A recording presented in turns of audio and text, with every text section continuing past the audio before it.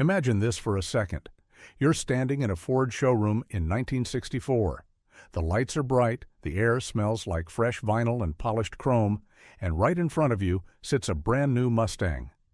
But what if I told you the car you're looking at, this American icon, was never supposed to exist like this? What if the Mustang had been a mid-engine two-seater, or a futuristic turbine-powered experiment, or even a bizarre four-door family sedan? And what if, buried deep inside Ford's archives, there are prototypes so strange, so ambitious, and so ahead of their time that they could have changed automotive history completely? Because the truth is, the Mustang you know is not the original idea. It's what survived. Before we dive in, if you love uncovering hidden stories like this, the kind that car companies never meant for the public to see, make sure you're subscribed. And while you're watching, I want you to think about this. What makes a car legendary? Is it design, performance, or the risks taken before it ever reaches the road? Let's go back to where it all began. In the early 1960s, Ford was in trouble. The American auto market was shifting, compact cars were rising, imports from Europe were gaining attention. And younger buyers? They wanted something different, something exciting. Ford needed a breakthrough. But here's the problem. Nobody knew what that breakthrough looked like. So instead of building one clear vision, Ford built dozens. Some were bold, some were experimental, and some were so outrageous they were never meant to be seen. The story doesn't start with the Mustang you recognize. It starts with something far more radical. In 1962, Ford unveiled a prototype that shocked everyone, a tiny, low-slung roadster with its engine mounted behind the driver. Yes, a mid-engine Mustang. Think about that. At a time when American cars were big, front-heavy, and built for straight lines.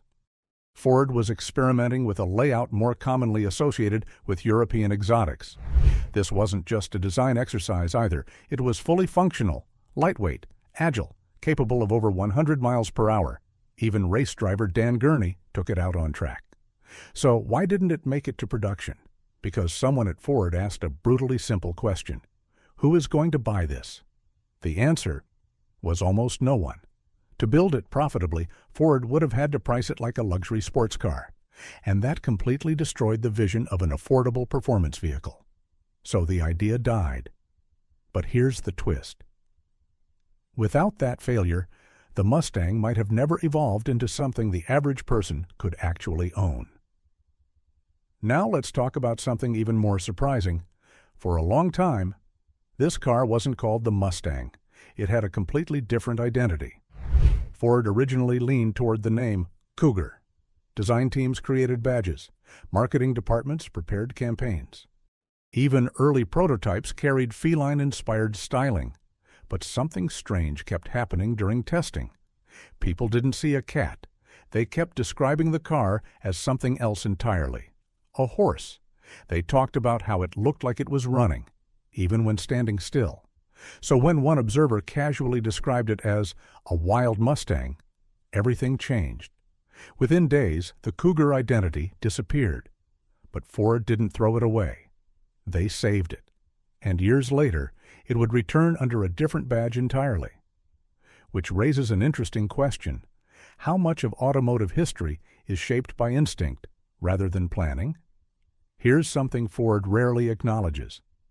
At one point, they weren't even sure the Mustang would succeed, so they prepared a backup, a four-door version.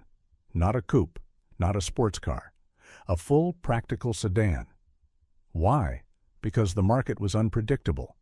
If the Mustang failed, Ford needed a fallback that could appeal to families instead of thrill seekers. So they built a few prototypes. Same platform, same mechanical foundation, but visually, something felt off. It lacked the energy, the aggression, the personality. It wasn't a Mustang, and when you see photos today, you understand why it never made it. Some ideas don't fail because they're impractical. They fail because they don't feel right. Now here's where things get really interesting. Everyone knows the Mustang Fastback. But what most people don't realize is that the original version was far more radical. Lower roof, sharper angles, a design that looked years ahead of its time. But there was a problem. Actually, several. Passengers in the back seat could barely fit. The interior became unbearably hot under sunlight. And storage space? Almost non-existent, so engineers were forced to compromise. They softened the design, raised the roof, adjusted the proportions. What we got was still beautiful, but it was a toned-down version of something far more daring. And it makes you wonder, how many iconic designs are actually compromises we've learned to love? While all of this was happening publicly, something else was happening behind closed doors. Ford engineers were experimenting with serious performance, not just minor upgrades, but something truly aggressive. They took a small V8 engine and pushed it far beyond its limits, adding forced induction, reinforcing internal components, and transforming it into something extraordinary. The result? A car that could outrun almost anything on the road at the time, but instead of celebrating it, Ford shut it down. Why? Because of fear, not mechanical failure. Legal consequences: a high-performance car marketed to young drivers was considered a massive risk, so the project was buried, and most of the evidence destroyed. Which raises a fascinating thought. How different would the Mustang's legacy be if it had started as a high-performance monster instead of a stylish cruiser? Some of the prototypes weren't just experimental. They were futuristic. Ford tested concepts that wouldn't become common for decades. All-wheel drive systems, adaptive automatic transmissions that adjusted to driving behavior, even four-wheel steering. Each one offered real advantages: better traction, smarter performance, improved control. But every one of them had the same problem. They were too expensive, too complex, too early. And that's the paradox of innovation. Sometimes being ahead of your time doesn't make you a pioneer. It makes you irrelevant. Not every idea was brilliant. Some were borderline absurd. There was a prototype powered by a turbine engine. It sounded like a jet. It consumed fuel at an alarming rate, and it generated so much heat it could damage the road beneath it. Another concept featured gull-wing doors. They looked incredible. But try opening them in a tight parking space or escaping after a crash. Reality quickly caught up with ambition. And then there was the retractable hardtop. An engineering marvel on paper, a mechanical nightmare in practice, complex, heavy, unreliable. When it failed during a demonstration, with executives inside, it effectively sealed its own fate. These weren't just failed ideas. They were lessons. One of the most promising experiments focused on weight reduction.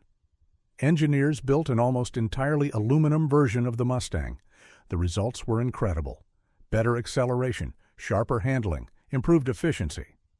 In many ways, it was the Mustang at its best. So why didn't it reach production? Because it would have made the car too expensive. And that brings us back to the core truth of the Mustang. It was never meant to be the best. It was meant to be accessible. And then there's the one story that almost sounds impossible. A prototype so advanced, so ambitious, that even Ford barely acknowledges it. A version of the Mustang built not as a consumer car, but as a true supercar. Lightweight chassis, exotic materials, an engine configuration rarely seen outside elite European manufacturers. It was fast, dangerously fast, and unbelievably expensive. When executives saw what it would cost to bring it to life, they didn't just reject it. They nearly canceled the entire Mustang program, because suddenly, the project had lost its purpose. It wasn't supposed to compete with the world's most expensive cars. It was supposed to redefine what an everyday driver could experience. So that version of the Mustang disappeared. At some point, Ford had to make a decision, not just about engineering, but about identity. What is the Mustang? Is it cutting-edge technology, extreme performance, radical design, or something simpler, but more powerful? The answer they chose changed everything. They stripped away the excess.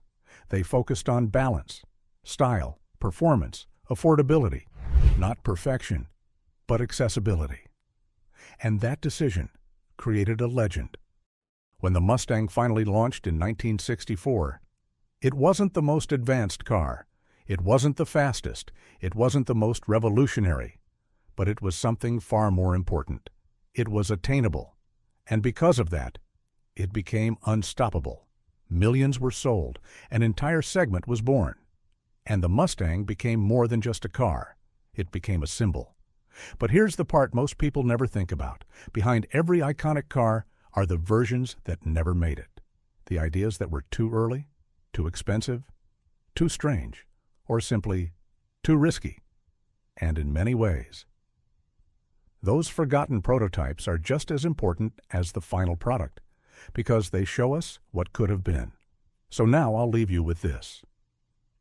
If Ford had taken a different path, if they had chosen performance over affordability, or innovation over practicality, would the Mustang still be an icon today, or just another forgotten experiment? Let me know what you think.